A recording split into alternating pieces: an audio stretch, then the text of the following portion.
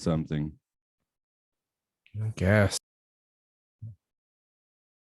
Hello, welcome to Aural Hygiene. It's where we talk about educational and caught films. There's nothing educational, or maybe hey, there is a lecture in today's film, so it is educational. Okay, this is Matt here. That is Mark there.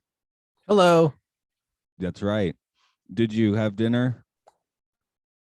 Yes, I What did you did. What did you eat? I had a slice of pizza Okay, with ricotta and sausage and mushrooms. and The the souls sausage, and the souls of murdered victims on it. yes, I mean the sausage could have been a person. I don't know. Yeah, like that Nightmare on Elm Street 4 pizza. Shout out to Vinny's on 7th Street. I don't believe that it's a person.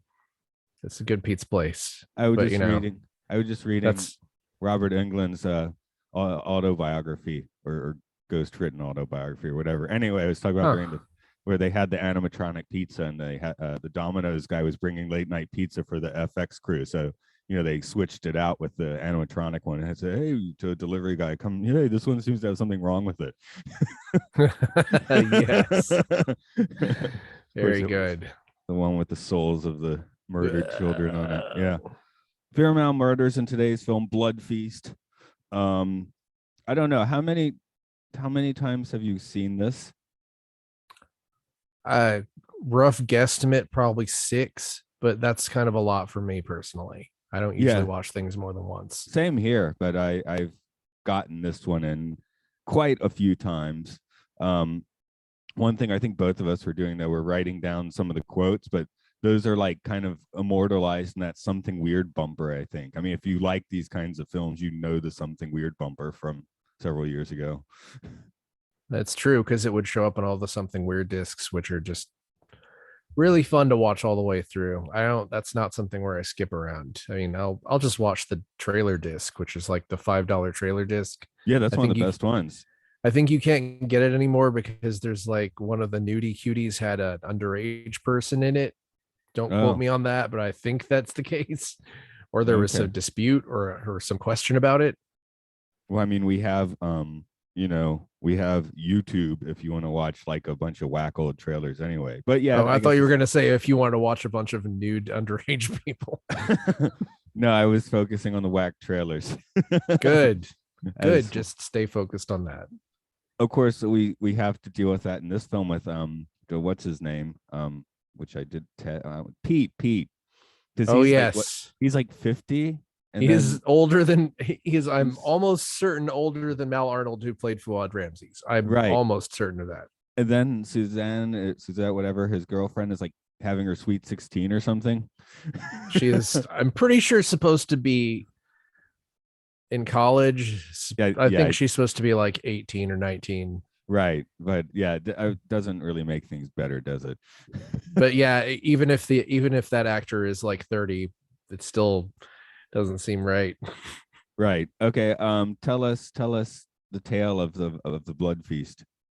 Well, Fuad Ramsey is an ambitious caterer who tries to prepare a once in a lifetime Egyptian feast, and he blows it.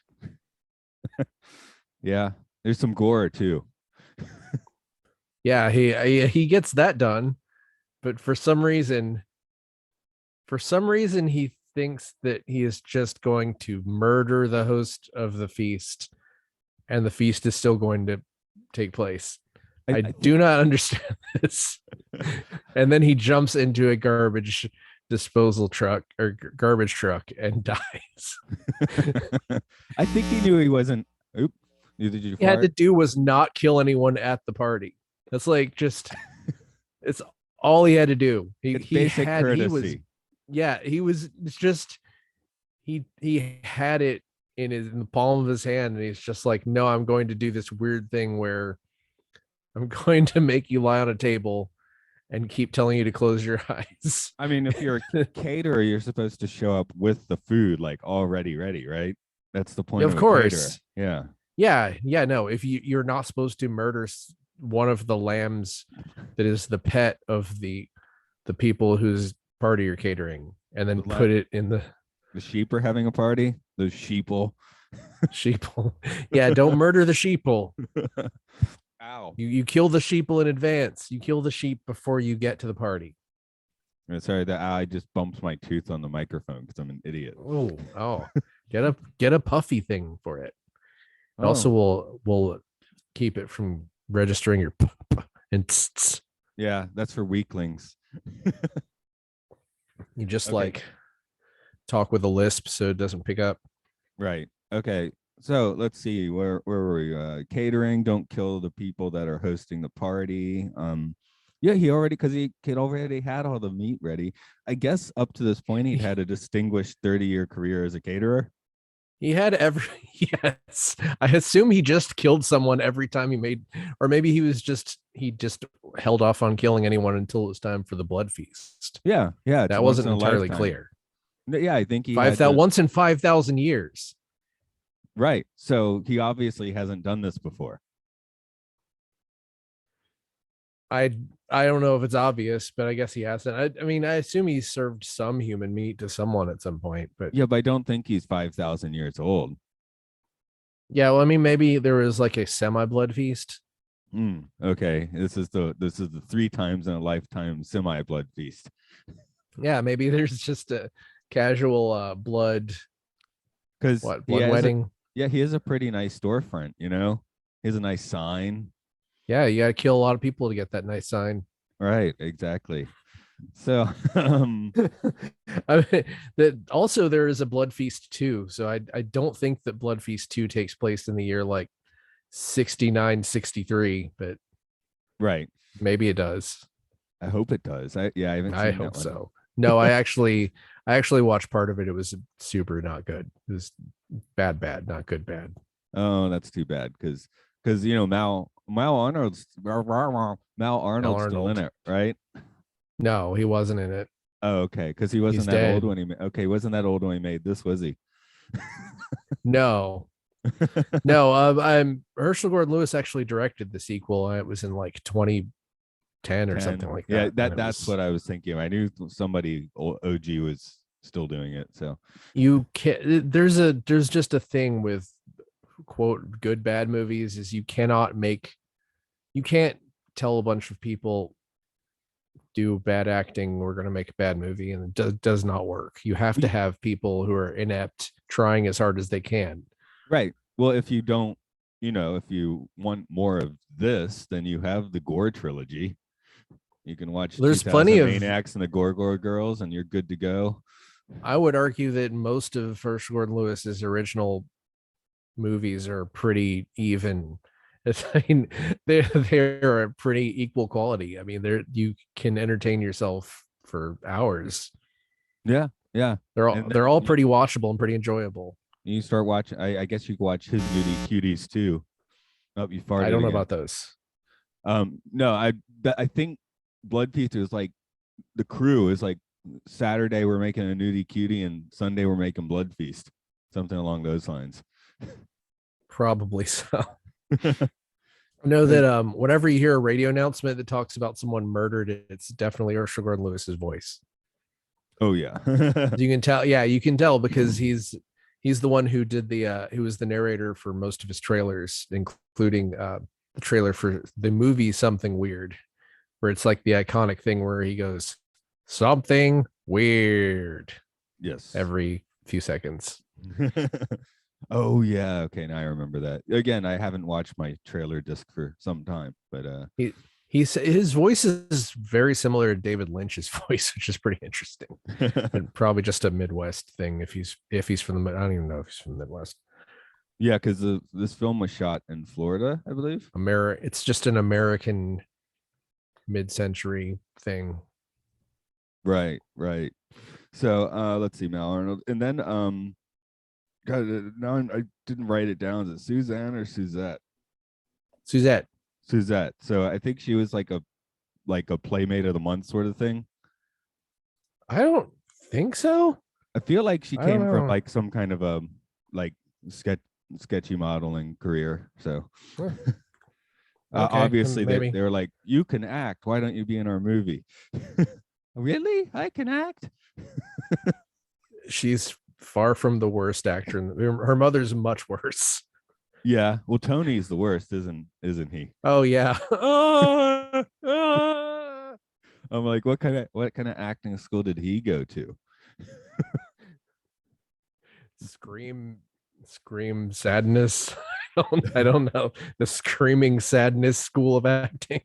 Well, even when he's just trying Mm. to hook up with this girl too, he's also like Yeah, hey equally baby. annoying. Come Hey on, baby, come listen. on. Yeah, I mean, it's like both emotions that he shows are shown completely horrible and unrealistic as possible. I Yeah, but I feel like it's kind of like shooting fish in a barrel to make fun of the acting of anyone in this film. That's my point though. His is so ridiculously horrible that it sort of stands out as bad acting. I mean, yeah, Mal Arnold is sort of it's really funny how everyone is sort of underacting and Mal Arnold is doing the overacting of 10 people. Right, because he's the mustache twirling villain. He's like just a human. I don't He's know. more the He's like eyebrow twirling villain, I guess. yeah, he's like just a human erection sometimes. He's just like just kind of like trying to make his eyes come out of his head and strangle people. It's pretty remarkable. I hope that's the next MCU film, The Human Erection.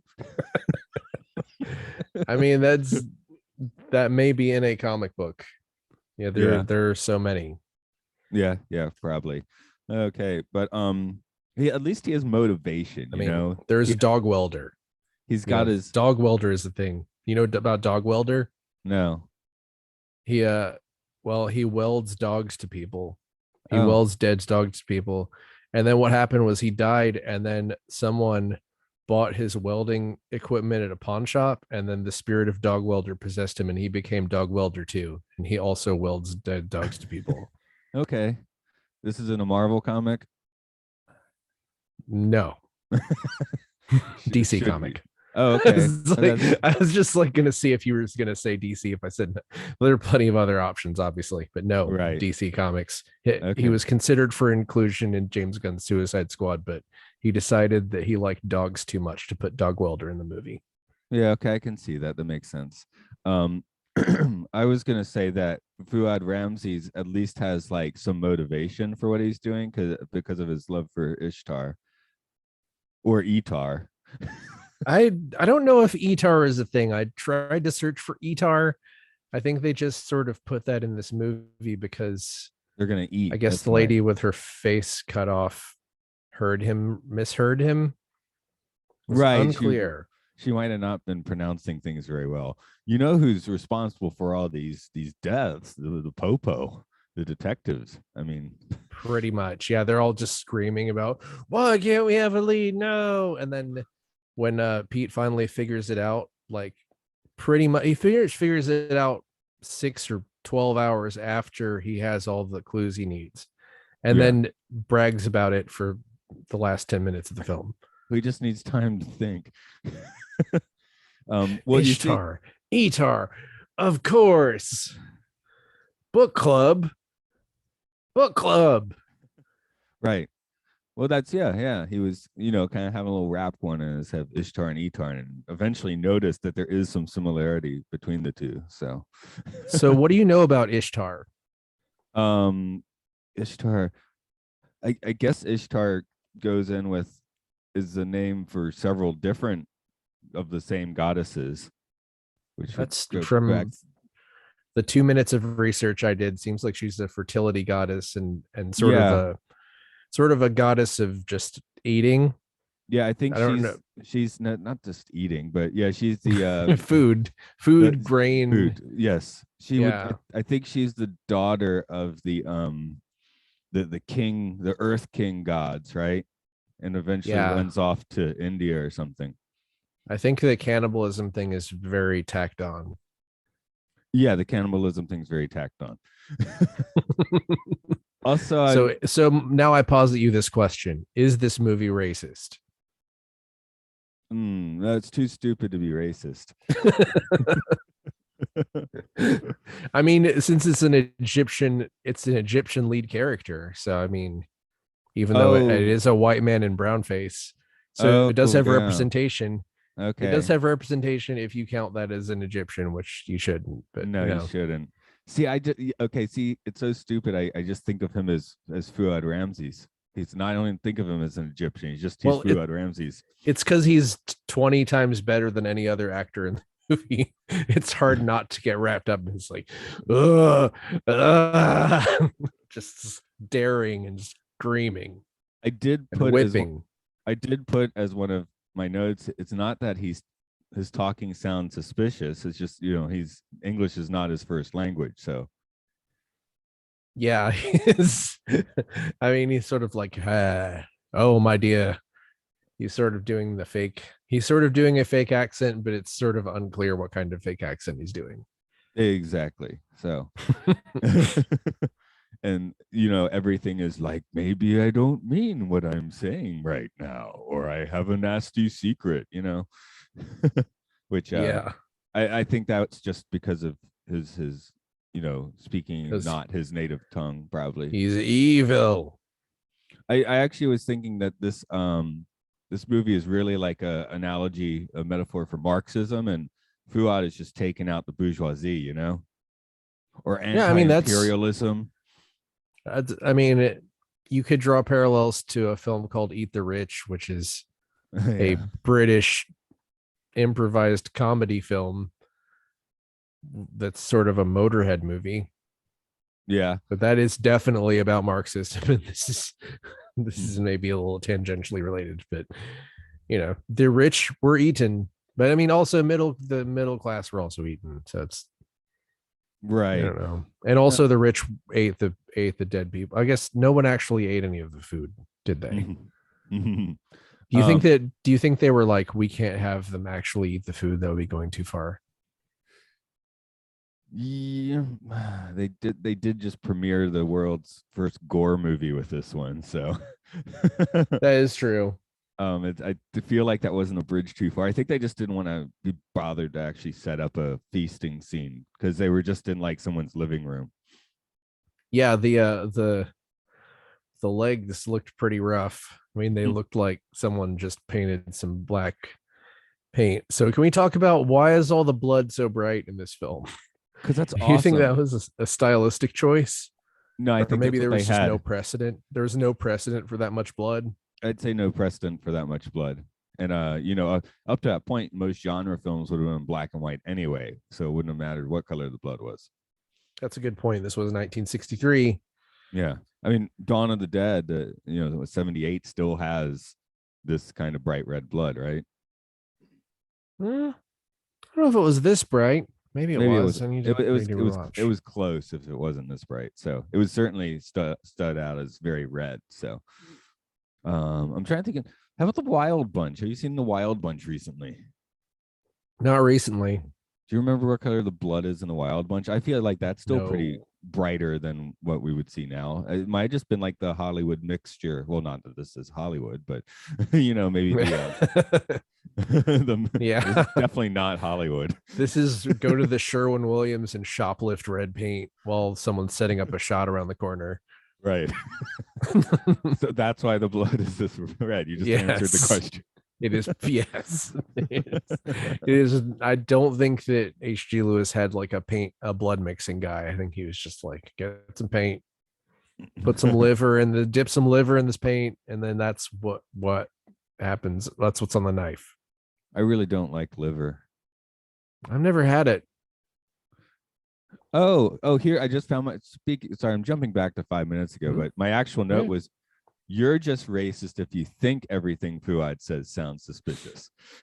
So I'm accusing the viewer of being the racist, it seems. Do you think that him like being so intense with his lines is just daring the viewer to see him as racist? He's just I'm just an Egyptian man who was not hurting anyone. Just that's kind of fun. He's just trying to give you the clues you need, because he's just so tired of people being like racist against him that he's just going to act suspicious, and then he's going to start killing people. And that's what this is really about. Right. I mean, what it's really about, what this movie is about, is it's a love story between Fuad Ramses and Ishtar.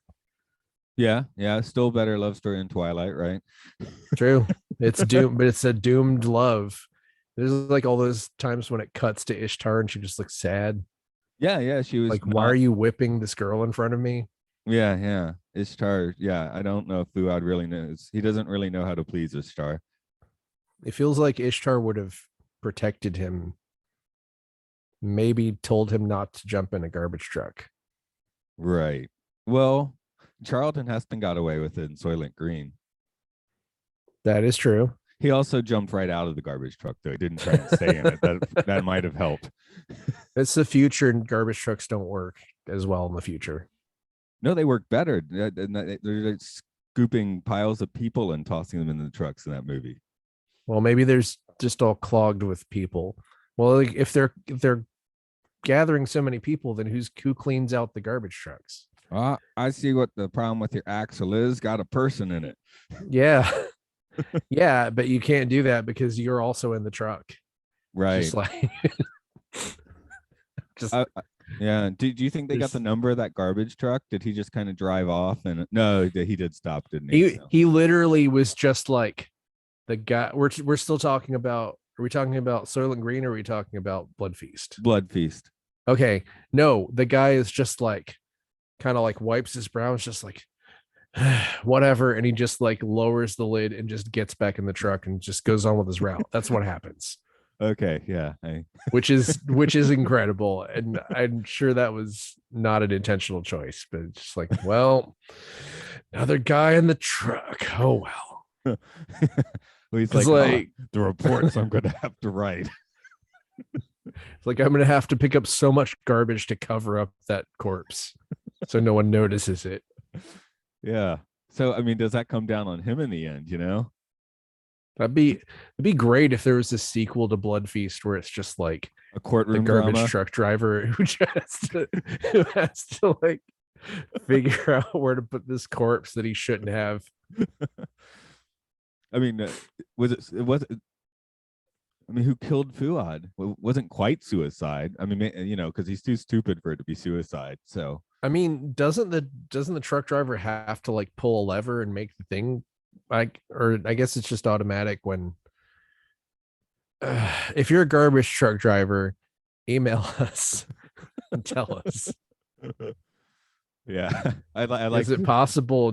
Is the garbage truck driver liable if a man jumps in the garbage truck and is crushed on motion?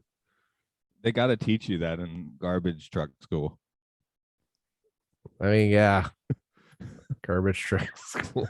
You have to like, there's like someone throws a dummy into the garbage truck while you're driving it. You have to like not crush the dummy. You have to not pull the lever. No. I know you want to pull a lever, but don't pull the lever. You won't pass if you pull the lever. You see? But look to your left. Look to your left and look to your right. 2 out of the 3 people you just looked at are going to pull the lever and fail this class. But you just looked at 2 people then, didn't you? Well, there's a guy who's on the other side of the guy on your right. I thought you were just saying everyone was going to fail. Like everyone pulls the lever. I was intentionally fudging the numbers as a joke. Okay. Guess it didn't work. No, I'm just thinking about how the academy functions. That's all. Mm. The lever class is actually a full semester. Seriously, so, you've been pulling the lever for 3 weeks now. Just stop, okay? The dummy's still there. You destroyed like 40 dummies now. Yeah, and then the finals are like your fellow students have to jump in the truck and you have to crush them. You have to not pull a lever. There is a high. Of course, you are arrested for murder in that case, manslaughter, because you didn't know what you were doing. Well, yeah, involuntary manslaughter, was it unintentional? Educational manslaughter. I do like his weapon of choice is the machete. Yeah, that's super fun. That is incredibly suspicious. I mean, He uses that for everything, you know. That's Yeah. his main kitchen tool. I mean, it's like a Swiss Army knife, but it's just a machete. I wonder how often that showed up in film before that. I wonder if this is the There are all those jungle adventure movies. yeah, people used to cut snakes with them, I guess. Didn't Katharine Hepburn use a machete? Probably. She seemed like she would just use a machete to like cut open a wine bottle or something. or Humphrey Bogart. Isn't that what happened in that movie? Machetes Humphrey Bogart. She probably shaved Humphrey Bogart with a machete while he was nude at least once. Yeah, okay, sure. You know, it's Hollywood. Yeah.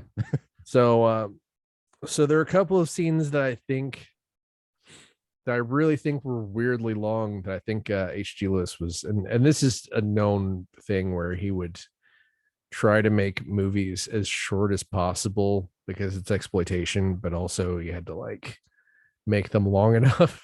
This is a weirdly, I believe this movie comes in at like 70 minutes. 67. 67 minutes. Pretty close. But and a lot that when you notice the most is at the police office because the acoustics in there are so terrible. Yes, that is one of the most, I mean, at the same time, it was kind of fascinating because it really felt like what it would sound like to be in a 1960s police station. I thought it sounded like what it would sound like in a 1960s warehouse. I was about to say soundstage, but that's obviously the wrong word. Yeah. Just 1960s building. Yes. Large building. Yes. Not rigged for sound. So not rigged for sound. Don't have time. Well, they have to talk. See, it's a detective movie, so they have to talk about the details of the case. So there's a book which they club. don't have any of. There's a book. we don't have any clues. There's Ishtar. There's Etar. There's this weird religious rights book written by Fuad Ramses, who we've met. I don't see where any of this fits together. And a lot of it is just anguish. Like, wait, how do we not have a? It's one of those kind of should have been show don't tell, where the police keep talking about how brilliant the killer is, and that's the only time you really think that the killer is that brilliant. Because police are like, he doesn't leave fingerprints or anything, which I don't understand how he didn't leave fingerprints, but I guess he was just really he's really good at his job until okay. Anyway, his room of death and gore is like one door, like directly from his main storefront, right? I believe so. So no one's gonna smell that. I mean, I don't think that door is gonna like hide. Well, he cooks it. He cooks it when he kills it, and then I guess he takes the feces and then flushes it down the toilet. Well, I'm thinking that of the festering corpse on the table. I mean, maybe he cooked that. Maybe he cooked it immediately. No, she clearly was not cooked. I mean, he had cooked parts of her. See, he doesn't use every part of the animal, and I guess we'll say, isn't that what the First Nation so it's not kosher. Do? It's not kosher. Okay. Maybe yeah. I mean, I don't know. No, I'm just saying, like, like you hear about the Midwest tribes would like use every part of the animal, right? Where he's just like tearing out the tongue and that's it. Well, it wasn't entirely clear. Yeah, I guess he could have used one person for the blood feast, right? Yeah. But that would be no fun. Yeah, maybe he just what was he? Maybe he's like so artistic that he's like, I have to use different tongues and eyes. Right. Like yeah, when those face things, there's like, like making your me on a Wii. That sort of thing. That's what he is doing. You mentioned already, what was his game plan going to be after knifing Suzette? Let's say best case scenario would be no one walks in while he's doing it. Okay. I mean, she'd probably make a noise of some kind that would be noticeable upon being murdered. I guess he would take her body somewhere and then cut. What did he have left? I don't know. He said the feast was complete, right? I guess it was just going to be a plain old sacrifice. Like he Yeah, wasn't. maybe. So he had done his catering work before. I was bad on Fuad in that case. Maybe He he is was just gonna professional. cut her hair off and use it as a garnish. That wouldn't be a very good garnish. I mean, none of it's gonna good. None of it's good. I'm gonna say none of it's good. Hey, he's a professional. I'm sure that he prepared it well. I mean, he's been doing this for years, you know. It'd be interesting if maybe he was never a good caterer. It was just like it's just some kind of midlife crisis where he's just getting into his, I don't know, how old is he supposed to be? 60s, I guess. 32, I think. It's pretty interesting how you notice he has like really sparse gray hair dye in his hair, and then you see a victim's father later in the film, and he has like the exact same thing where I think they had just some gray hair dye, and they were just like, all right, you got to save some of it for Trudy's dad. Yeah, that's how we save money. I mean, when you have $20 to make your film, you know. Yeah. Anyway, maybe he's having a midlife crisis. He was never a good caterer. He's like, I know what'll make me the best caterer in the world. Killing a bunch of people and serving to someone isn't, and maybe he doesn't even believe in Ishtar. It's just like this thing where he's just decided he would just make a bunch of stuff up. Right. So the And then feast was complete. He just turned out to become the victim, right? Yeah, he was the only one who, well, no, he wasn't the only one who died. He was the last one who died. Yeah, He's the only one who died and didn't end up cooked. So he was Wasted. His body was the most wasted meat of all. Because I think he was consigned to death at the beginning of this movie. He knew that this wasn't going to end well for him. I don't know. Maybe. Yeah. That's a good question. Like, what was his plan? Was he assuming he was going to die? He kept talking about how he's an old man, make this old man happy, lie on the table. Yeah. At least he knew this wasn't going to end well, you know? As he should. I mean, you know, he should have that modicum of intellect to realize when you murder the main guest of the party on her table in the middle of the party, it's not going to go well. What if he just thought that he would murder her and people would walk in and be like, "Oh wow, this is the best feast ever. You've put the icing on the cake." They should have had a fantasy sequence. That would have been amazing. No, she was annoying anyway. That's like 50 years ahead of its time if it did that. I don't think well, at least 30. I mean, the moral of this movie is white people are fucking stupid, I guess, right? Pretty much. I love how after they find out that he's been murdering people, they cut to the mom and she says, "Well, I guess we'll just have to have hamburgers for dinner." That's practical. That's the best. That's the greatest line in the entire film, I think, because it's like it even looks like it was filmed after. It looks like it was put in post or something. It's like, hey, we need a joke in here. They need to punch up the script a little bit. They run soupy sales to punch up the script. Oh, well, I guess we'll just have hamburgers. No, it was there's some Patton Oswalt stand-up routine where he's talking about punching up animated movies where it's like they'll just have people like yell lines from like off screen because they've already animated everything, right? So that's a good point. Yeah, so you know that's where you'll have people just off screen going, well, that just happened, you know. LOL. Yeah, that sort of thing. But and then you get paid a ton of money because this is on like a DreamWorks film or something.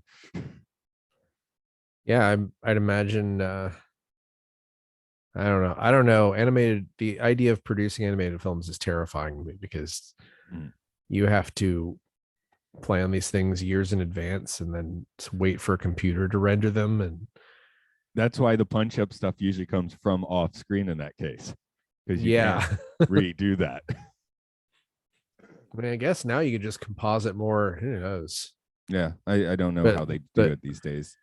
But you know, as much as the Transformers movies are pretty maligned, it's like it is like terrifying that they had to just have a room full of 500 computers running for years at a time, that and with like massive cooling systems just to render all the transformers, and they were like not sure it was even going to work. That's awesome. Yeah.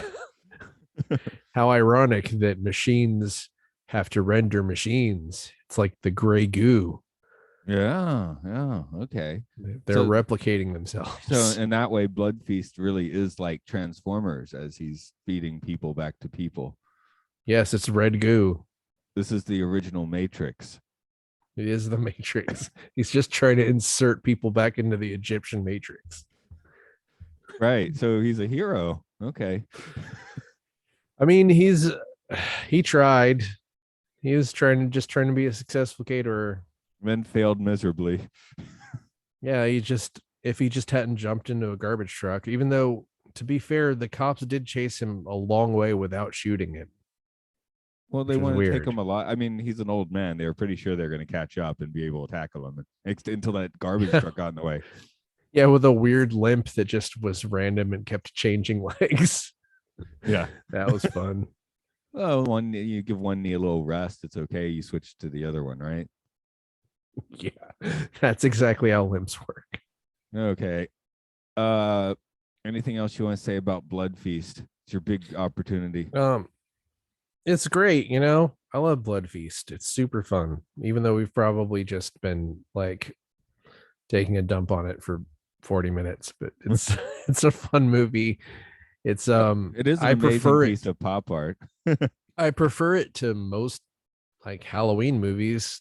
I mean, it's like a fun slasher movie and looks like people are having fun making it. I don't know, that matters something. It's funny.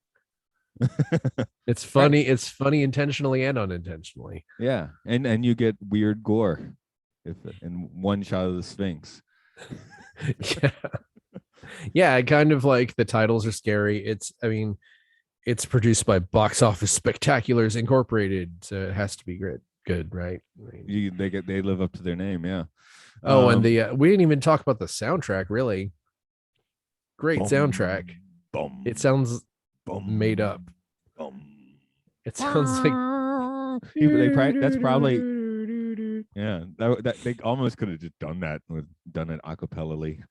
I believe it was. I truly believe that it was improvised by like a few people who just had there was like a timpani and a clarinet and something else. An organ, yeah. The organ is super. I know I've done movie soundtracks and that sounded like someone just sat an organ and made something up. Especially, it's great. Especially at the end where because it does have like a nice creepy organ tone, and then at the very end it's like what's going on here? Yeah, it's like the guy at the organ at the ball game, except for it's not a professional. Right. So yeah, great soundtrack. I don't think it's been released on vinyl or CD or anything like that. I'd love to drive around blasting out of my car. Dun, dun, dun, dun. I mean, the soundtrack for Just for the Hell of It isn't out, so I don't see why they would do Blood Feast first. Yeah. I don't think you can get 2000 Maniacs soundtrack even. That really just has the title song, right? Well, yeah, so Just for the Hell of It just has this like two songs where it's the title song and then it has like the super sick psych band playing. Right. So you can't, I mean, I don't know, does Blood Feast have enough music to make a EP out of? It must. The theme, it's got some probably random timpani, it's got the kind of Bach-y creepy organ, then it's got like like you said, the baseball game organ. So that's 4 tracks. You make an EP. I'm presuming, I'm just like presuming that it was just all like recorded onto film directly and there's no master tapes of it. Yeah. Yeah, someone was behind the camera playing that stuff on yeah. Yeah, like in the editing room or something, just like, just turn on the mixer and just play it into this, make a master tape out of it. Right. They might hopefully got more than one take. Come on, but no, that tape's expensive. So, but I mean, it's probably taping over other stuff. They were taping over the moon landing tapes. Yeah, because it's Florida.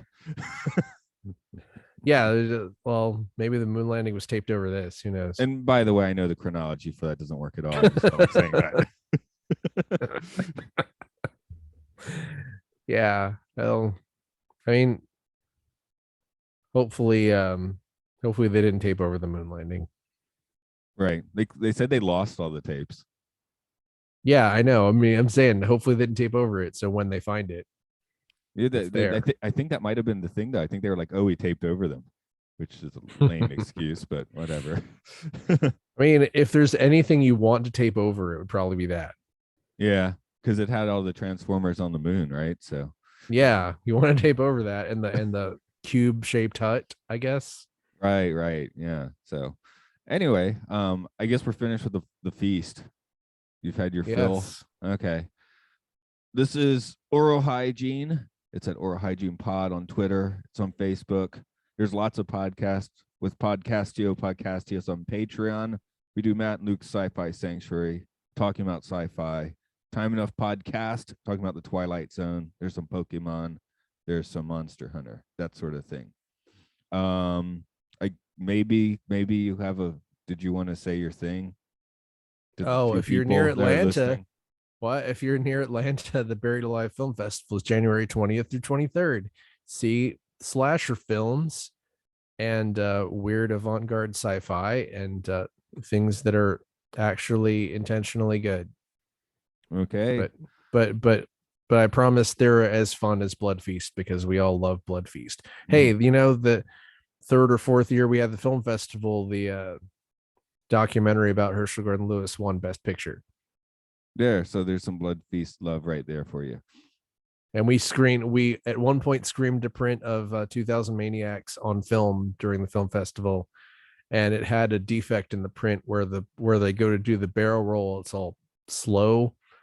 So it's like, do the barrel roll. I have no idea how this happens to film, but for years we just kept yelling at each other, roll the barrel roll. Okay. Weird. That's everyone else. Got to cut your leg off. All right. Roast it.